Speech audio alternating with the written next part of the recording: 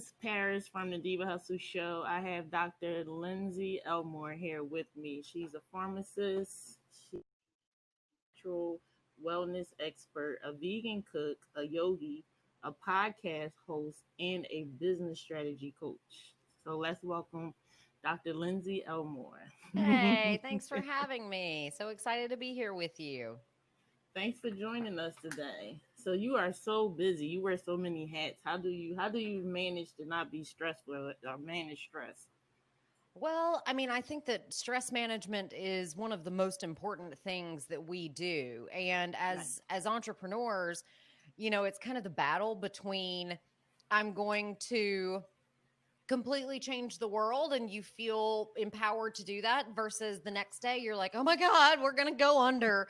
And so I think that just recognizing that going through those cycles is Mhm. normal and recognizing that you have a choice in the Mhm. way that you react to things. You can either react as if everything is horrible and it's all going to be extremely stressful, or you can just say, okay, everything is going to be all right. And Mhm. I'm going to make the best decisions that I can with the knowledge that I have. And then I'm going to go from there. And so I manage stress in my daily life by ensuring that I do a little bit of meditation, a little bit of reading, journaling, and really just trying to remind myself that most of everything that we stress about Mhm. is meaningless. It's Right. completely meaningless. What are some obstacles you have overcome as a entrepreneur? Well, I mean, I think when I first started, I had absolutely no clue what I was doing. And so going through the motions, and I think the biggest mistakes that I've made in my career, most of them boil down to not following my gut feeling. If Okay. your gut tells you that something is not right, that it's a bad decision, trust that. And, Yes. companies will come and they'll want to work with you. If for whatever reason you just have this feeling that Mhm. no, it's not a good fit, I don't want to do it, then don't, and Okay. don't let anything sway you from that. Because if Mhm. your gut says no, there will be nothing Mhm. you can do to make it right. And so that I think has been one of the biggest mistakes that I've made, is not trusting my gut on what to do. And it's all boiled down to Mhm. saying yes to things that I should have said no to. And sometimes those mistakes were extraordinarily costly, and it Oh would wow. be mid five figures where you're like, I knew I shouldn't have done that. But you sometimes make mistakes and sometimes you have to learn the hard way. It's just the way that it is. Mhm. Some people are built, we have to learn things the hard way. We're the Mhm. bane of our mother's existence because there's nothing you can do to say you should do this better, you should do this differently, you should do um what your gut says. Sometimes you just have to learn Yeah. through the school of hard knocks, and that's Mhm. okay. That's the way it goes sometimes, but always trust your instincts. Yeah. That's all. That's true. Because you learn from your mistakes, and sometimes those mistakes can set you back 10, 10 months, a year. So you're absolutely right. You have to trust your gut on it, Yeah, on decision absolutely. making. Trust yourself and then like know when to say when. I Right. I love being very slow to hire people, and Mhm. unfortunately the quicker that you can cut off relationships that are not working well, the sooner Mhm. you make space for relationships that do work really well. And so be very strategic and intentional with your people that you surround Mhm. yourself with, because Right. if you're not on your A game and you're surrounded by people that don't want to be on their A game, you're kind of Mhm. screwed, because You as the leader, you can have an off day, especially if you have a Right. team around you that is m- just killing it. And Mm-hmm. that allows you to have a day where you're like, okay, either I'm not feeling good or I don't know what to do next. But if everybody is marching towards the same common goals, it gives you that flexibility to where you can say, okay, I need to actually take a real vacation. Whereas if you just Mm-hmm. continually surround yourself by people that are just going at it halfway, it's Mm-hmm. never going to work out. And you're constantly going to be frustrated with them. So be very intentional about the people that you surround yourself with as well. Okay. And when entrepreneurs are starting off, what are some of the number one thing that most entrepreneurs must do or have? Well, I mean, number one, start your business like it's a freaking business. Like, get Right. your paperwork done. Like, no one likes making LLCs. And, no, I mean, I guess some people do. I don't like making LLCs. I don't like dealing with the bank. I don't like any of Mm-hmm. that stuff. But if you don't do it, you're going to end up in Mm-hmm. major trouble down the line. Plan for your taxes. Mm-hmm. You don't realize every quarter how much money is actually going to be taken.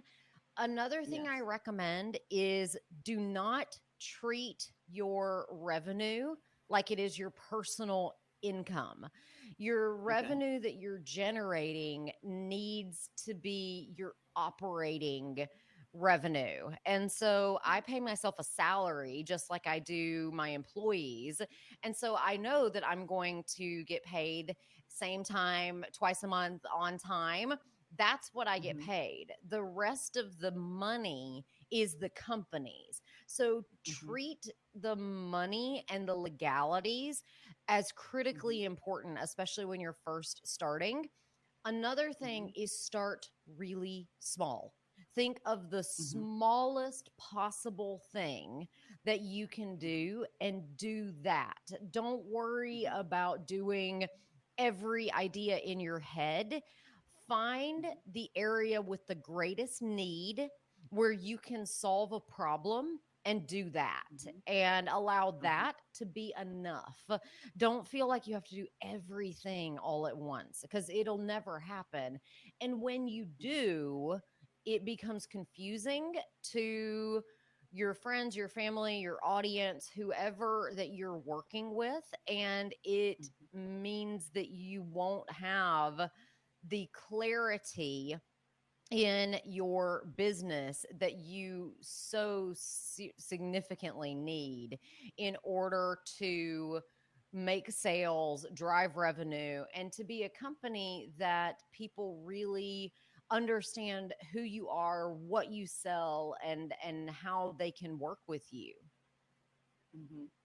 And I understand that you had a huge social media following, and now that's where we're at. You have your business needs to be on social media.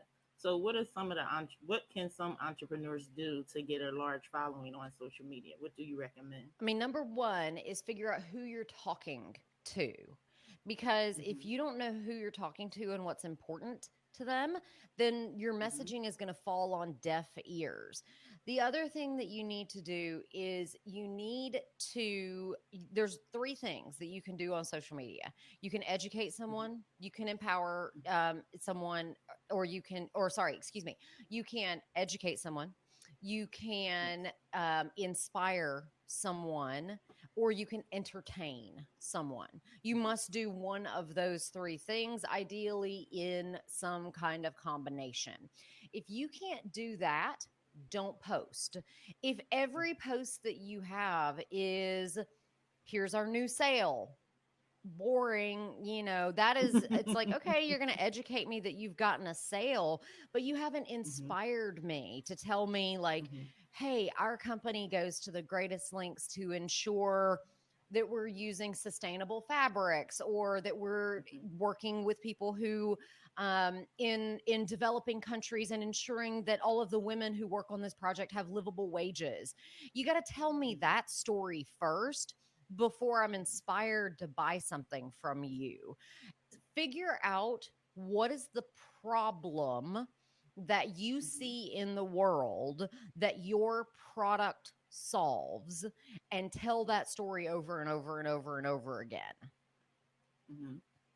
That's true. You know, what people don't understand is social media. When you go, I see some pages and they're just constantly promoting sell. I have a sale this month. I have a sale this week. But it's like you want to know more. Like, what is your product problem solving? You know, like how are you helping people? You know, so it could be something like, you know, you had some jeans and you know the jeans come in, they can fit all sizes. You want to see stuff like that. You Yeah. know, so I mean, so that's Absolutely. I true. mean, just this morning, I got an email from a flower company, and they partnered up Hmm. with a denim company to recycle denim to make flower, their paper and the Oh wow. material that they have to ship their flowers in.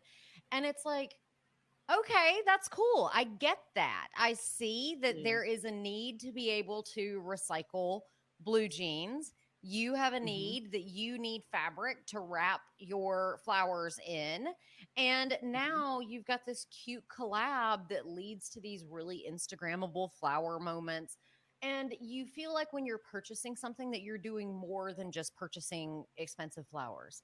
You know, you're Hmm. purchasing the experience that goes into it. So, question: what made you become a pharmacist? Oh, loads. All right. So I was in undergrad and I was getting a Hmm. degree in chemistry. So I have a bachelor's in chemistry. And I thought I Hmm. wanted to go to medical school. And I started Okay. studying for the MCAT, which is the entrance exam to medical school. And I was like, oh, I do not want to do this. I do not. Nope. This is not for me. So then I Hmm. decided that I was going to get a PhD in chemistry. I was working in a Hmm. lab at the time, and all of the women who worked in the labs that had PhDs in chemistry were like, don't get a PhD in chemistry. They're like, it's not your Mm. personality. You're not going to love it. You're going to Hmm. want out of it as soon as you start. And Hmm. so I said, well, crap, now I have no life plan. And so I sat down one day at work and I'm just doing my normal day to day. And one of those women walked into the lab and said, I know exactly what you should do. You should be a pharmacist. And I was like, Mm. oh, yeah, great. I'll become a pharmacist. And that was all there was to it. I knew I wanted a doctorate in something. I'd Hmm. always wanted to Hmm. get a doctorate level education. I knew I was good at Hmm. science. I knew I was good with um, my hands. And Hmm. she just said, I know what you should do. You should be a pharmacist. And so my bigger goal was to leave Alabama. That was my biggest Okay. goal of all. So as Hmm. long as I was going somewhere to get some kind of degree, I didn't know that it was as important to me what it was in. And I think that that ends up being true for a lot of entrepreneurs where it's like, Yes. okay, I have this degree, but now I do something completely different with it. Different. So Hmm. I became a pharmacist because Dr. Lisa Naj told me to one day when she walked into the laboratory, and I'm super grateful that I did. It was a very wise and meaningful decision in my life, even though I have not practiced pharmacy in the traditional way in 6 years. Okay. Now that's what my next question was going to get into. What is the real job of a pharmacist? Because I mean, we go to the CVS and Rite Aid, and we just see them standing behind the counter, and we're like, "Hey, can I get my meds?" And you know, that's it. So, what is the real behind the scenes job? Well, a pharmacist, I saw something yesterday on TikTok, and it was this woman who walks into a pharmacy and she has a Hmm. prescription and she hands it to the pharmacist, and the pharmacist says it's going to be about 30 minutes. And Okay. this TikToker is like, it's right there. All you have to do is put it in the bottle. And I was like, I wanted to punch her in the face because I was like, you have no idea what it Mm-hmm. takes to put that medication in the bottle. Number one, I take the oath of being a pharmacist very seriously. I That means that I have to put patient care and the relief of suffering in the forefront of my mind at all times and all times. Okay. And so if you hand me a prescription and I don't take the time to look at your complete medication list and decide, are there any drug interactions that you need to know about? Does your insurance even pay for this drug? Or am I going to just put it in the bottle and then walk over to you and be like, that'll be $4,000, you know? Mm-hmm. Mm-hmm. And Mm-hmm. so I want to be able to look at a complete medication list. The other thing is, a pharmacist can tell you an extraordinary amount of information about medications. I remember I interviewed a student pharmacist and she was like, I just don't get how I'm going to get there. And I told her, listen, at some point in your mind, it's all going to come together and you'll never, ever, ever forget it. You'll never forget what you know about medications.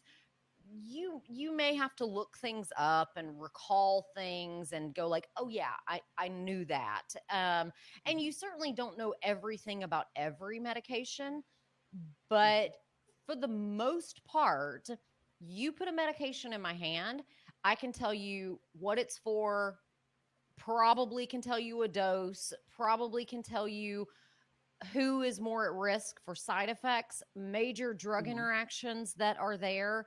I can look at, is there a dosing schedule? Like, do I have to Mm-hmm. do this for only a certain amount of time, or is this a medication that you take forever? So, a pharmacist can not only dispense medications, but we Mm-hmm. can manage medications.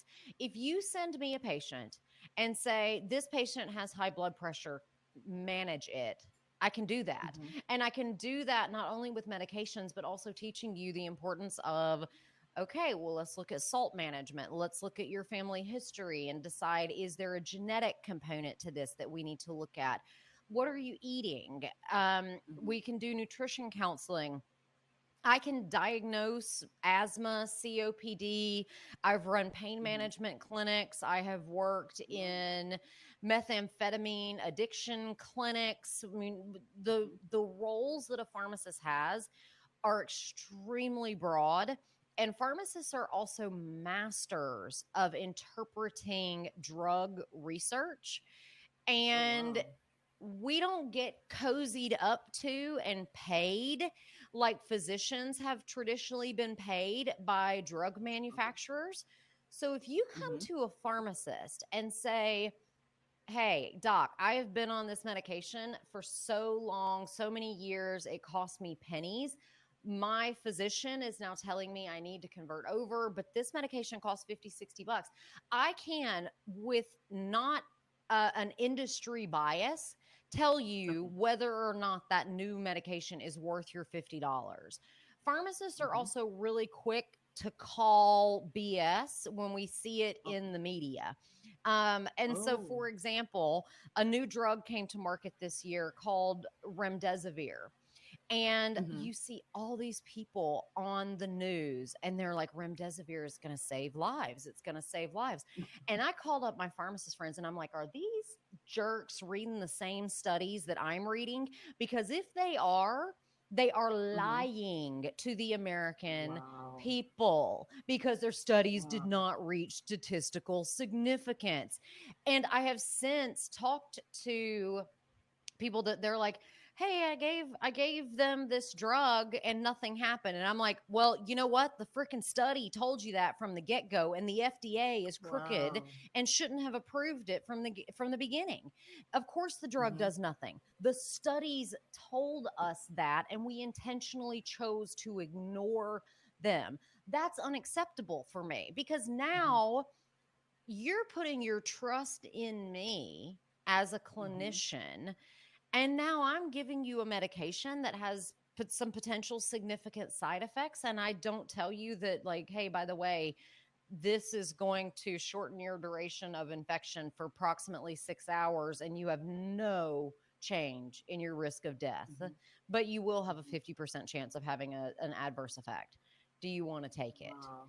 And I Mm-hmm. was astonished. I was absolutely astonished that the way that that particular drug was marketed to the American Mm-hmm. people. And so yeah, pharmacists can really dig into medication research and really make Mm-hmm. sense of it all and help people Mm-hmm. to understand how to make good decisions about their health, because Mm-hmm. I think oftentimes if you're diagnosed with something, your physician will say, "Would you like treatment option A or treatment option B?" Mm-hmm. Well, if you don't even know where to begin making that decision, True. that can be a True. really difficult thing to do. And because our medical model is so freaking broken that physicians are paid based on quantity, not Mm-hmm. quality of their care, Wow.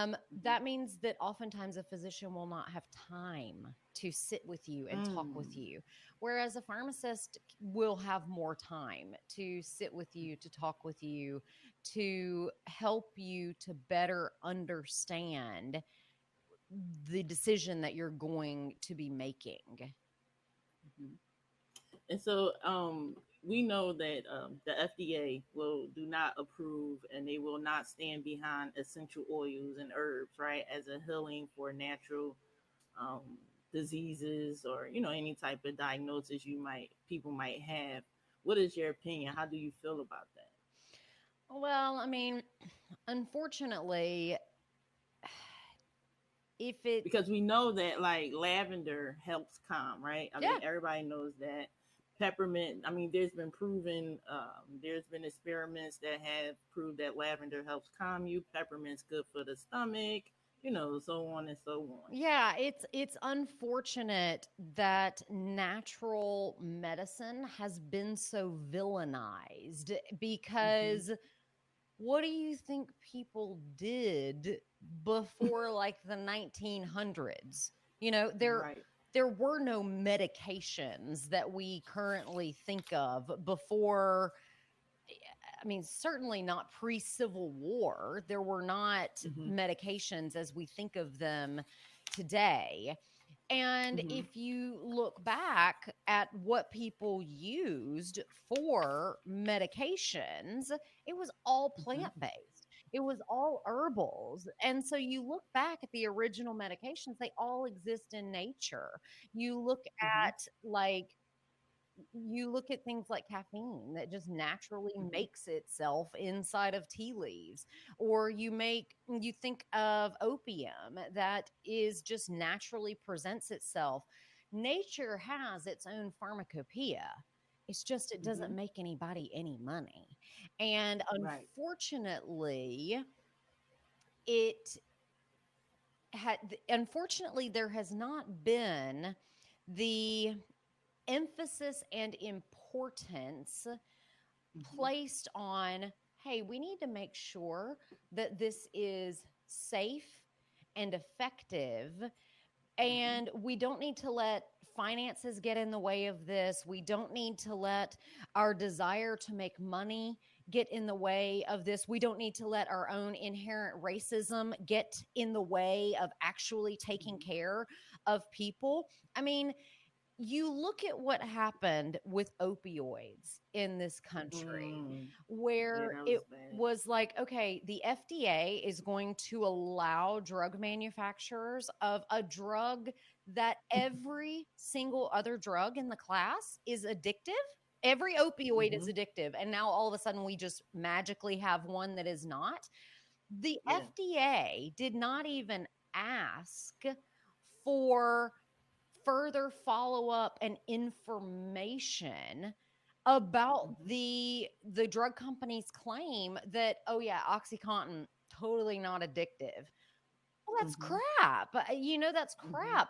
And someone needs to, I mean, and I'll be that voice.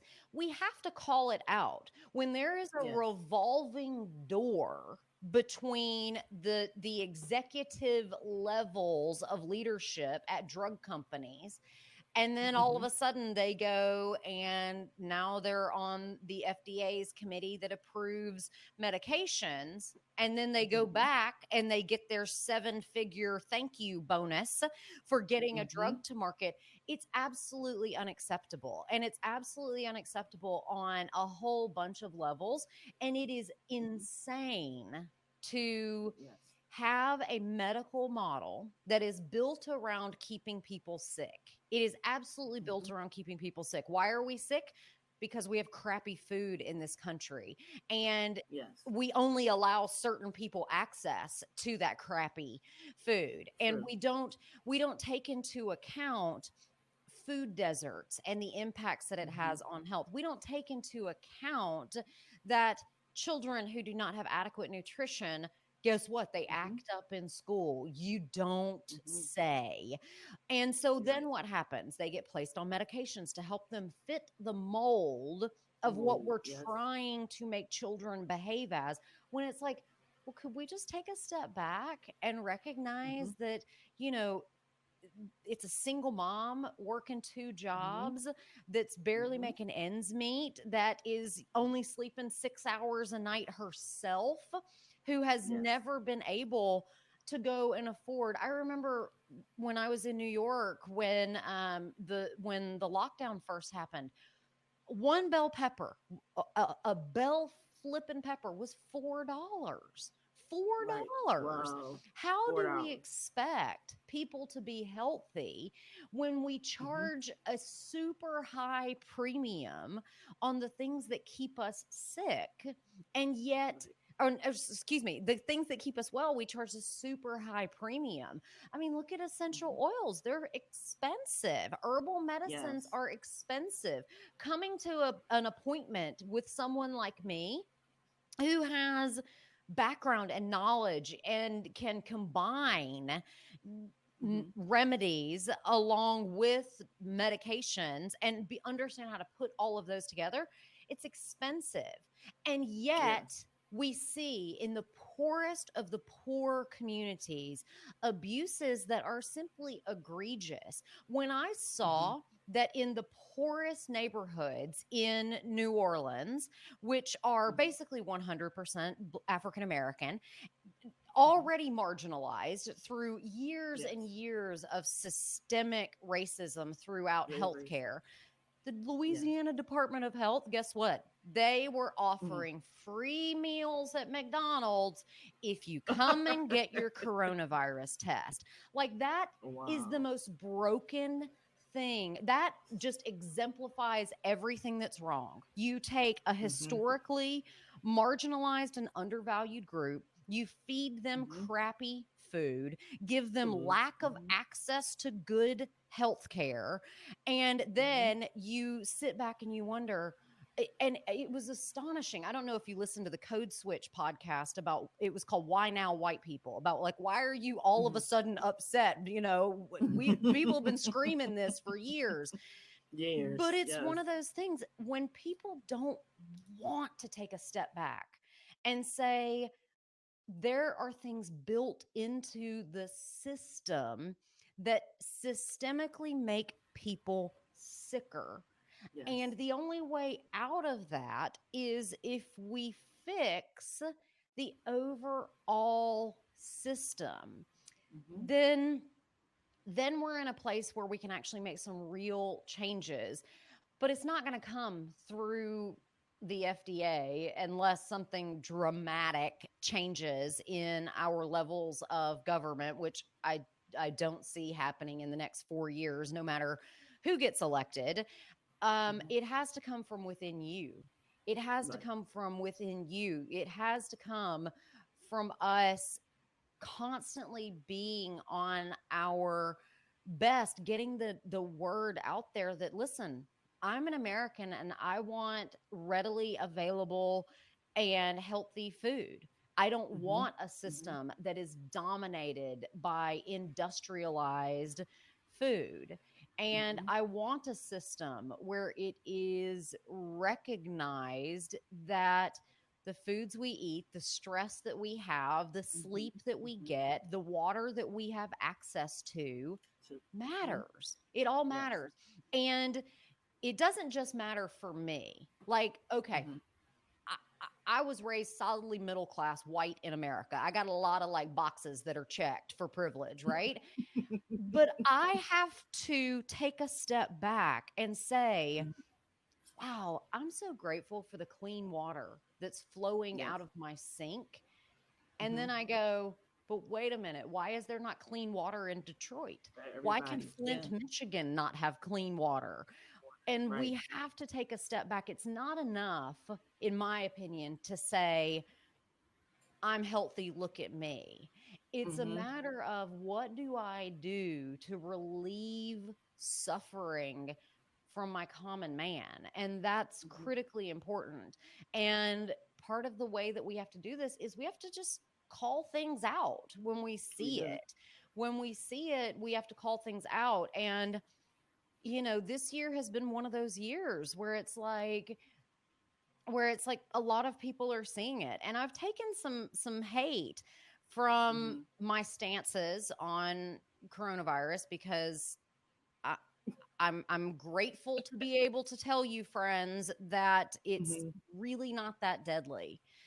Okay. And people have said, but people have told me outright, like, you're lucky that you have this perspective Hmm. because it's not your community that's Hmm. facing the disproportionate number of deaths because Hmm. of coronavirus. It is poor people, it is indigenous people, it is black people, Hmm. and people of color. And I was like, Hmm. okay, well, let's take a step back from that statement and let's Hmm. recognize that that happens not just with Hmm. coronavirus. It happens Right. with every virus. It happens with every infant mortality rate. It happens in on so many levels. So that was a really long answer to why does the FDA not No, it's recognize fine. essential oils, but the system is broken to keep us Yes. sick. It's Right. made to keep us sick. So step out of the system and do something different. Right. And I mean that's why we have these discussions, just like you said, to bring awareness. It's not going to happen in politician. It's going to happen basically from the grounds up, for us to change. And like you said, there's black and brown communities that don't even have the right stores, supermarkets in their community. So when you go into the store, you're buying frozen foods. They Right. don't have access to fresh vegetables. They don't have access to green fruits. You know what I mean? So it's like it's so much they need to be discussed. And like you said, even when it comes to water, and you want to include like the soda tax. Where is it proven that soda is bad and is bad like for obesity and things like that. So there's a major discussion, and like you were saying, like then they feel like because they give food stamps that's going to be enough to put food on the table, and that's not. One family might get $412 a month. It's A month. also it's also dehumanizing It to is. say, okay, you're not worthy of having a decent grocery store. You're not worthy Right. of making equal pay. You're not Hmm. worthy of getting a mortgage. Even if you can get a mortgage, Hmm. your granddad sure couldn't get a mortgage. You're not worthy of all these things, but yet we're going to stigmatize you by saying, well, you got to show up at the welfare office. And by the way, we're going to put a drug test on top of that because everybody who needs food stamps is clearly a drug addict. Yes. Like it's On drugs. dehumanizing the cycles of poverty when Mhm. you finally can see through them and you finally can take a step back and Mhm. go, okay, I'm glad I see that now. That's hard to see.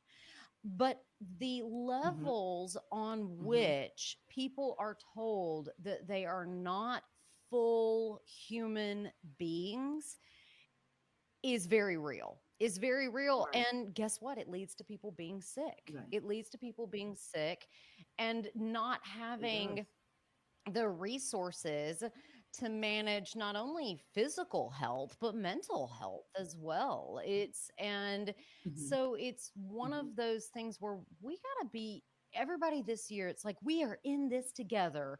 Like, yeah, that's cute. When we ever been all in it together? When all of this started, I was living in Yes. Harlem, and Yes. when they closed down schools, I remember just bursting into tears because I knew exactly it's Wow. keeping people in their correct cast, for lack of a better way to say it. And I was like, oh Yes. my gosh, this is going to be really bad because all of these moms that are doing their darndest, working the three jobs, but never graduated high school. Now you're going to Mm-hmm. expect this woman to give her child Mm-hmm. an adequate education when she herself was not afforded an adequate education. I heard a news report from a 15, 16-year-old girl in Harlem, and she was like, they keep telling me that we have to do this virtual learning. And she's like, we have never had a computer in my house in my entire life. I don't know why you think that would change now. And so, of Wow. course, the New York City School Board is like, oh, computers for all kids. And it's like, why didn't you guys do that 5 years ago? Why did you not create this Yes. equality that leads to better education among all of your students years ago? Why did you just do it now Mm-hmm. when someone called you out? You could have changed this child's life years Mm-hmm. ago and you didn't. And you didn't. Mm-hmm. So, but at No. least somebody's listening Mm-hmm. nowadays, at least for the time being. There is a momentum shift, but unfortunately, the momentum shift is not towards true health. It's not towards, okay, well, how do No. we ensure that 50% of the food in this country doesn't go to waste when we have millions of children that don't eat every day? Right.